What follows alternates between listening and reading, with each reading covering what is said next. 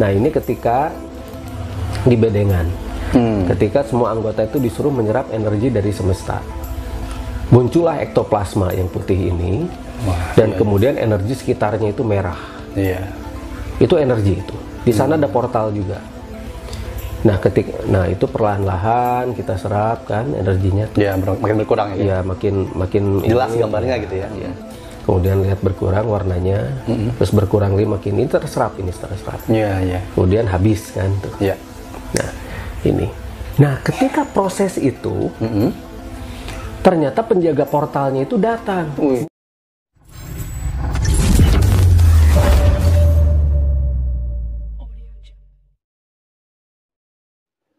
Nah, sampurasun teman-teman, ini ada sebuah video yang menarik sekali teman-teman ya, dari Kang Diki Zainal Arifin. Di video itu sedang collab ya atau podcast bersama Raja Rahasia. Beliau di sana bercerita bertemu dengan sosok penjaga portal dimensi ya teman-teman pada saat beliau itu ada kegiatan latihan profiling universe. Nah, jadi bagaimana cerita ini kita lihat video berikut ini teman-teman. Pribadi masing-masing personal. Nah, sekarang kita coba tangkap energinya begitu loh. Seperti apa sih gambaran objektifnya begitu kan? Karena kalau misalnya kita melihat sesuatu yang objektif, semua akan mengatakan hal yang sama. Contohnya kita ngelihat pohon, semua ngelihat pohon yang sama kan, itu pohon nangka gitu. Bentuknya seperti itu sama. Ya seperti itu sama, gitu loh. Nah ini kan beda-beda. Kenapa orang-orang itu melihat hal yang berbeda? Enggak, saya melihat pocong katanya. Kamu ngelihat apa? Kunti. Kamu ngelihat apa? Enggak, saya ngelihat ini apa? Cuma kepala aja gelundung. Iya, beda-beda betul. Nah itulah ulah orbs. Oke. Iya. Saya dulu juga pernah ke Jakarta tuh kan ya, dia kan terkenal kan ada makam jeruk purut tuh. Katanya ada pastur kepala buntung. Saya kesana nggak ada apa-apa kan? Iya, memang nggak ada apa-apa. Kan kita juga pernah menginvestigasi waktu saya masih di dunia lain ya. Ya, nanyanya belum tahu Kang Dik ini. Saya ada 21 episode di sana. Dan memang saya di acara Masih Dunia Lain itu awalnya memang ini apa? Betul-betul mengendalikan acara itu gitu. Konseptor penuh. Iya, karena bukan apa-apa. Kita harus memberikan edukasi juga pada masyarakat dong gitu ya. Betul. Ya jangan sampai hanya mistis doang. Iya. Mistis lagi. Mau dibawa kemana? Iya, itu dia. Masyarakat tidak diedukasi. Inilah yang namanya energi. Ada orbs, ada ektoplasma, dan ada vortex. Nah, orbs itu bulat-bulat. Nah, kenapa orbs itu bulat-bulat seperti cahaya katanya? Dan kata orang-orang fotografi itu ada debu, partikel debu. Betul. Karena begini, energi itu butuh yang namanya fisik. Butuh yang namanya materi. Betul. Butuh yang namanya tempat dia menumpang. Inang ya. Iya, tempat menumpang. Dan itu merupakan partikel-partikel yang ada di udara. Partikel yang memenuhi syarat untuk ditumpangi oleh energi ini, jadilah dia orbs. Kalau dikatakan itu partikel debu, oke. Karena debu yang memenuhi syarat untuk tinggalnya orbs, tapi nanti berbeda. Si debunya itu nanti akan terlihat mata, hidung, mulut, dan sebagainya. Itulah orbs. Membentuk orbs. Nah, kemudian setelah itu baru ektoplasma, dia akan berupa energi garis seperti itu. Nah, ini waktu masih di sana di kamarnya kamar nomor 308 di sana disebutnya, sekarang sudah tidak ditulis 308 ya, tapi jadi private.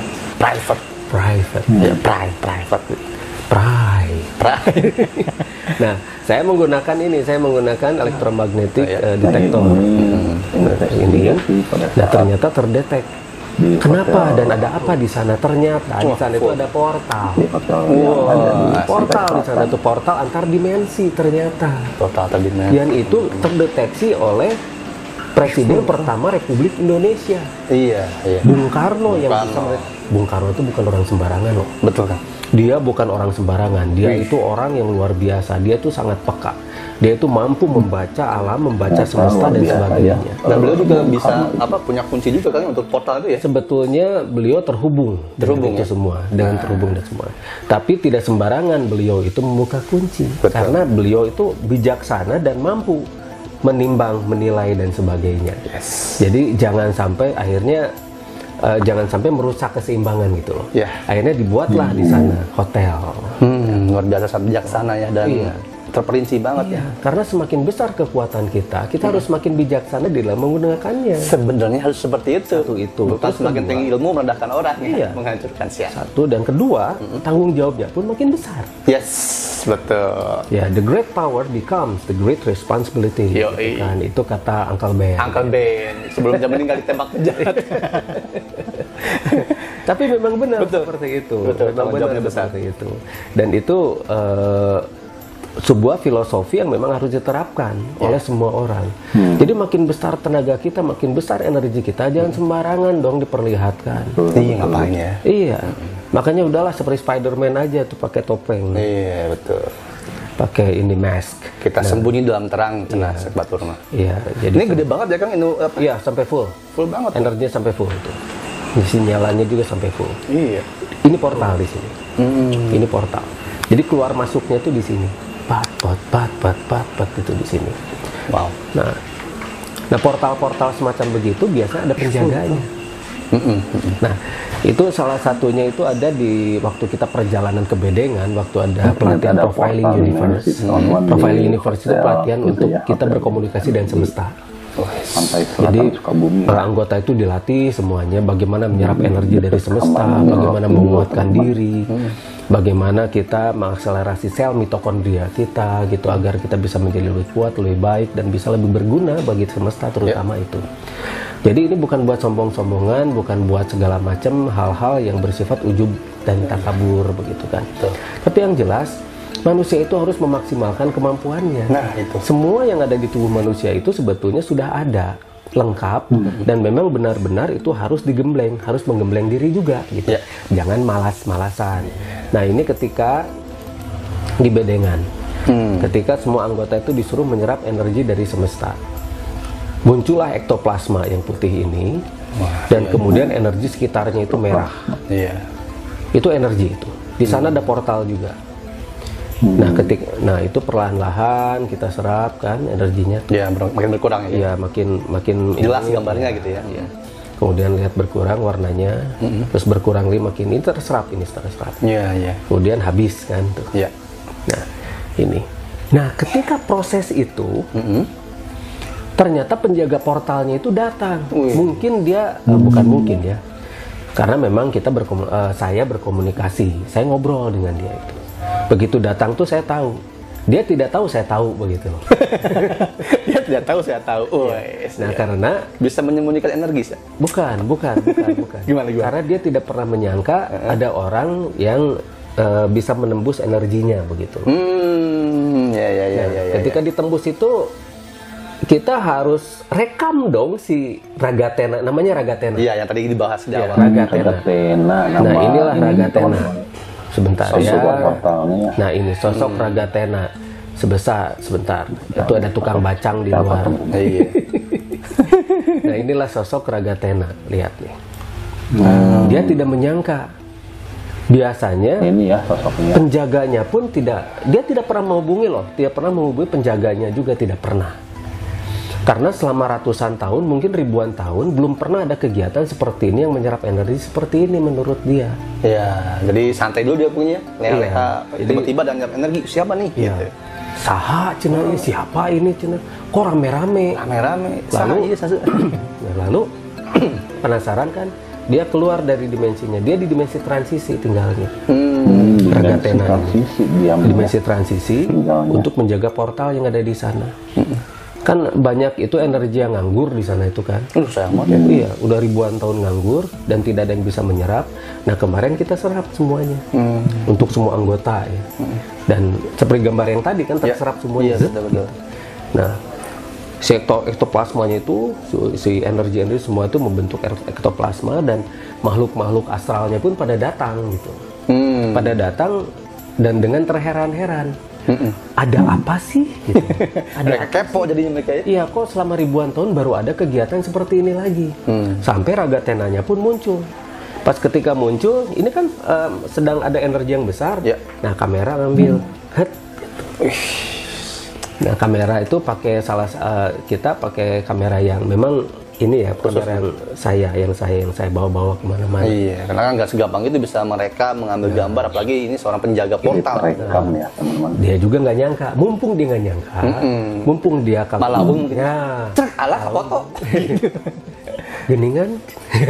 Nah, ganti isuk mas. Nah, lihat ini matanya. Iya, iya. Ini, nah ini wajahnya jelas banget ini tuh. Ini ada terlihat kan, ini ada sedikit tanduknya. Cuma memang ini karena jauh. Nah ini detailnya itu jadi sulit untuk kita tangkap. Dan ini juga Jadi bertanduk ya Kang ya? Ada tanduknya, tapi cuma kelihatan cuma satu. Samar karena ini kan samar ya, karena ini buru-buru ngambilnya gitu. Tapi apa yang saya lihat itu harus terlihat juga oleh pemirsa dong gitu ya. Iya. Oleh semuanya. Nah ini pas begitu ngelihat itu portalnya ketika dalam keadaan transisi belum tertutup, ambil set. Gitu. Dia nggak nyangka. Akhirnya ya disamperin dan ngobrol. Akhirnya si Ragaten juga minta kopian fotonya. Ini buat dipajang di rumah nggak? Oh, enggak. Kang, fotonya buat saya dong. Saya nggak ada foto di rumah. Dia minta di touch up. Wah, touch up. Iya, banyak yang tahu gitu di touch up dulu gue. Baju saya juga ini kurang bagus nih. Tapi yang jelas, ini Ragatena, dia sudah lama katanya bilang begini, belum ada yang bisa menyerap ini selama ribuan tahun. Bahkan orang-orang yang datang ke sana pun datang hanya sekedar ini saja cuma ritual ya. Ritual kan sekarang tuh banyak ritual tanpa spiritual kan.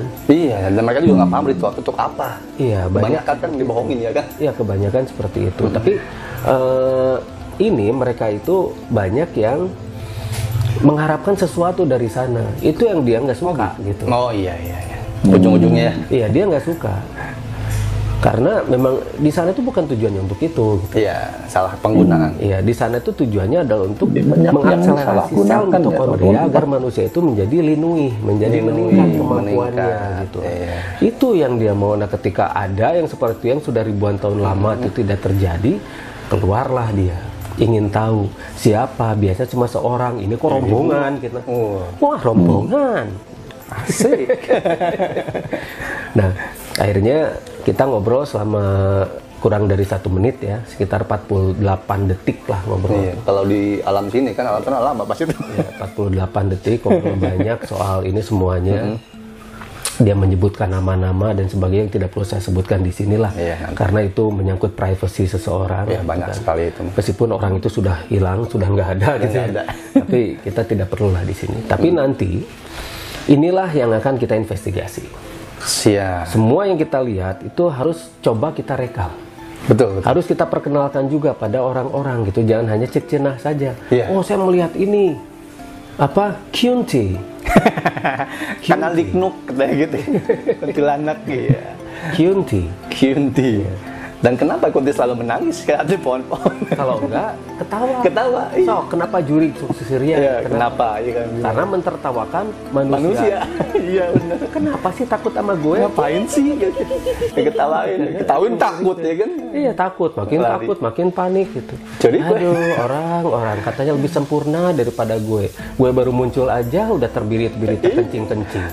Manusia katanya mulia ya, baru nongol dikit doang kan gitu. Nah, itu dia. Mulianya bahasa Sunda mungkin. Ayam. Kata Kabayan mah mulia itu yaitu pantat ayam. Mulia. Lokal jokes ya, itu orang Sunda yang ngerti. Ya betul Kang, karena memang saya juga dari dulu tuh kan ketika membuat konten YouTube saya juga pernah bikin ekspedisi segala macam. Cuman ketika saya kan agak susah kan ya ketika misalnya kalau dukung peralatan segala macam, terus hanya di sini ada ini tapi nggak ketangkap kamera. Nah, gitu kan?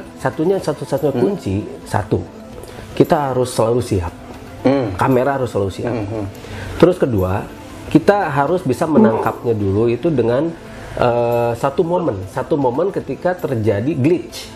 Bleach itu ketika ada ini apa dia muncul dan energinya ketika besar, ya kita harus siap itu.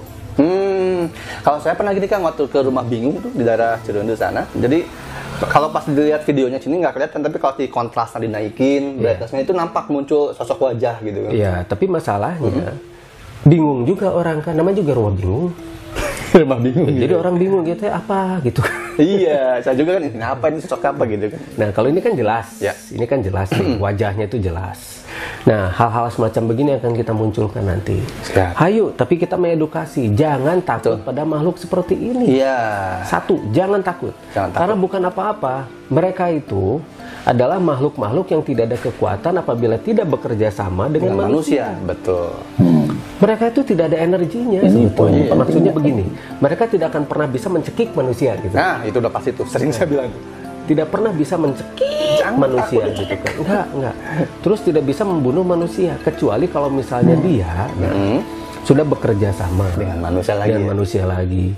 Dan ada beberapa makhluk energi itu atau makhluk astral itu yang dia bekerja sama dengan makhluk yang lain yang di luar planet kita, yaitu kaum Gulu. Ya. Nah, kaum Gulu itu punya teknologi yang bisa memodifikasi makhluk astral ini. Satu contoh, ada marga makhluk astral yang bernama Tal'uh. Tal'uh itu dia itu bisa mendematerialisasi suatu benda untuk dimasukkan ke tubuh orang. Tadinya sekarang jadi teluh itu kan? Iya, jadi teluh. Terus ada suatu marga makhluk astral yang bernama Suksuk.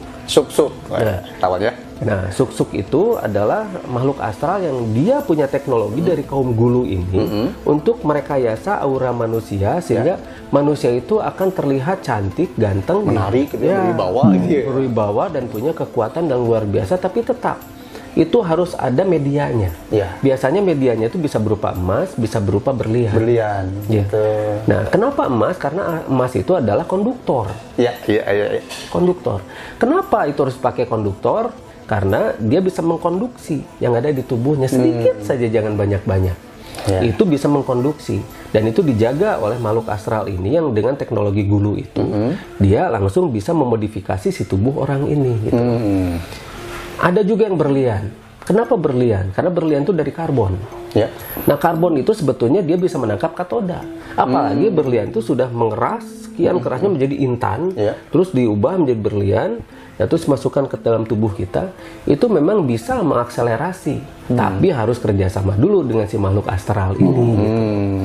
Jadinya susuk tuh ya teman-teman sekarang. Jadi susuk dan sebagainya itu dua makhluk. Masih banyak sih ya. Betul. Tapi yang jelas itu adalah satu program agar manusia itu menjadi downgrade. Downgrade banget. Makin turun itu. Nah itu. Jadi inilah yang namanya makhluk-makhluk astral yang bekerja sama dengan kaum Gulu. Gulu itu manusia. Manusia yang dari luar planet ini. Luar planet ya, yang udah di ascending atau gimana? Bukan, mereka itu memang ditugaskan untuk mendowngradekan manusia. Itulah keseimbangan. Dan sekarang sudah tahu ya. Sekarang kita sudah tahu. Kelihatan ya. Dan sudah waktunya kita untuk memberitahu masyarakat. Memberitahu orang-orang bahwa sebetulnya yang namanya makhluk astral itu makhluk lemah kalau tidak dikerja sama dan tidak dimodifikasi oleh kaum Gulu ini. Nah, terus ada pesugihan. Ada yang namanya makhluk astral yang mampu merubah DNA. Contoh begini, misalnya ada Nyupang. Nyupang itu ada orang-orang Pang yang baru gitu. Ngelem kan gitu di jalan ngipri gitu ya, ngepet gitu kan. Nyupang itu dia ke ular, ngipri itu ke monyet, ngepet itu ke babi. Nah, itu ada makhluk astral yang sudah dimodifikasi oleh kaum Gulu itu punya teknologi untuk merubah DNA. Jadi DNA-nya itu dirubah untuk persyaratan itu. Kenapa dia harus jadi ular sih? Gitu kan? Iya, betul. Kenapa harus jadi ular? Sebetulnya manusia juga bisa langsung gitu ya. Tanpa alat itu tapi itulah syarat mereka agar manusia itu bodoh-bodoh, downgrade. Sebetulnya tanpa dirubah jadi apa-apa juga bisa. Nah, ada lagi yang namanya tuyul. Tuyul itu sebetulnya itu adalah modifikasi dari manusia juga. Jadi si makhluk astral itu ngambil DNA manusia untuk kemudian diklon. Diklon jadi manusia-manusia yang kecil, bentuknya kecil-kecil. Kecil-kecil. Dan dia harus terus dipelihara. Nah, jadi si makhluk astral itu punya teknologi untuk mengklon ini, lalu dia modifikasi, kemudian si anak ini, bukan anak ya, tuyul ini, dia bisa nyuri kemana-mana gitu. Tapi kemana-mana harus dibawa. Iya betul, gitu. itu kenapa kan kalau misalnya dia astral, kenapa harus digendong, dan bisa digendong? Ya, karena dia sudah tidak berbentuk astral lagi. Tapi dia punya stealth camouflage. Jadi dia mampu untuk memantulkan cahaya. Jadi cahaya itu tidak akan tidak akan bisa memantulkan dia gitu. Jadi maksudnya dia bisa mendeflect, bukan mantulkan, mendeflect atau membalikan cahaya. Jadi membiaskan. Jadi nggak kelihatan. Jadi nggak kelihatan transparan jadinya itu. Jadi seperti transparan. Jadi kalau gitu mah kan ditangkap juga bisa ya? Sangat bisa ya. Sangat bisa. Cuman bisa nggak kita nangkapnya? Nggak, kan kebanyakan acting yang sekarang mah. Iya. Cuma acting kesangopron. Iya, acting aja. Tetap aja warga kehilangan uang aja tetap. Iya. Nanti kita bongkar itu ya. Hayu Kang, siap lah. Saya ada satu daerah tuh di sana sekarang lagi ramai soal tuyul Kang. Ya maksudnya bongkar begini, acting mereka. Oh actingnya itu pasti itu Kang. Itu mah itu yang utama tuh, karena mereka yang mau kayaknya mereka kerja sama dengan kaum bulu Kang ya. Membuat manusia downgrade gitu. Kalau kata membodohi saya, terus kayak. Kalau kata saya, mereka sendiri sudah downgrade gitu. Oh iya. Jadi ingin ngajak-ngajak orang lain buat downgrade mereka. Biar banyak temennya, biar sama-sama downgrade. Iya benar. Iya kan orang-orang suka ngajak-ngajak ya. Iya benar. Nah kalau kita mah kan ngajak untuk orang-orang itu mewaspadai. Tuh. Kita ngajak orang-orang itu untuk bisa melihat secara objektif dan sebagainya. Ngajak berpikir. Lalu setelah itu apa kan pertanyaan kita itu? Setelah kita membongkar ini semua, habis itu apa sih gitu kan? Apa sih? Oke ini seru. Tapi what next gitu? What next? Setelah itu apa? Apa yang bisa kita sumbangkan ini untuk peradaban? Nah, itu apa yang kita lihat ini ketika kita berkomunikasi dengan mereka, apa yang bisa kita dapat dari mereka? Ya. Kemudian kita terapkan pada pada kemajuan kita nanti ya. Ini kita bisa jadi ngapain nih dengan ini gitu. Betul. Apakah kita nanti akan tahu sejarah yang sebenarnya, peradaban yang sebenarnya dari saksi matanya langsung gitu. Langsung saksi mata. Dan kita nanti akan tunjukkan bukti-buktinya gitu secara perlahan-lahan. Paling untuk awal sementara ini pendahuluan ya. Pendahuluan teman-teman. Sekali lagi ini adalah pendahuluan. Jadi nanti kita akan explore, nanti akan jalan-jalan, kita keliling-keliling, kita kemana-mana gitu kan. Kita ajak semua pemirsa, kita ajak semua penonton, kita ajak semuanya untuk jalan-jalan. Betul, dan ini akan sangat berbeda sekali teman-teman dengan apapun yang teman-teman pernah saksikan, pernah lihat di TV atau di YouTube siapapun. Ya, karena kita nggak akan mencoba sebenarnya tadi tuh. Kita lihat, yang melihat kita doang tuh, tapi yang lain nggak bisa lihat, terus kita pura-pura supaya meyakinkan, masukin yuk mediumisasi. Tidak ada seperti itu kita ya. Karena itu kan merendahkan diri kan ya. Satu itu, terus keduanya itu malah nambah kuat si makhluknya. Betul sekali. Karena dia ketika dimasukkan itu dia nyedot dari energi sel mitokondria kita. Iya. Aduh, janganlah seperti itu. Jangan. Jadi sekarang udah kelihatan, lo tahu ya teman-teman. Jadi kalau teman-teman misalnya ada yang senang di mediumisasi, jangan. Kalian tuh merendahkan diri dan rugi Kang ya. Iya, nanti jadi sayur karena jangan itu adalah sayur. Kok jangan sayur Kang? Iya. Jangan itu sayur, kan bahasa Jawa. Oh iya benar-benar bahasa Jawa. Orang Jawa ngerti. Ya, dan nanti kita akan keliling-keliling jalan-jalan ya bersama Mbak tuh dengan berbagai macam peralatan ya. Yang mendukung supaya apa yang kita lihat tuh di objektif. Ya, tidak subjektif lagi gitu, dan subjektif membuat banyak orang menjadi mundur ya Kang ya. Ya, downgrade. Kita pernah seperti itu. Ini hanya pendahuluan nih ya. Bantu doanya aja, bantu supportnya aja supaya apa yang kita rencanakan demi kemajuan manusia dan peradaban terlaksana ya Kang ya. Iya, dan versi doa kita adalah dinamis, optimis, dan aksi. Itu dia, jangan cuman gitu aja ya. Nah, itu tadi teman-teman di luar nalar ya teman-teman, pengetahuan seperti ini ya. Luar biasa sekali dari beliau. Nah, jadi kalau misalkan mau percaya silahkan, tidak juga tidak apa-apa. Karena di sini tidak memaksakan teman-teman untuk percaya ya, itu pilihan. Cuman di sini beliau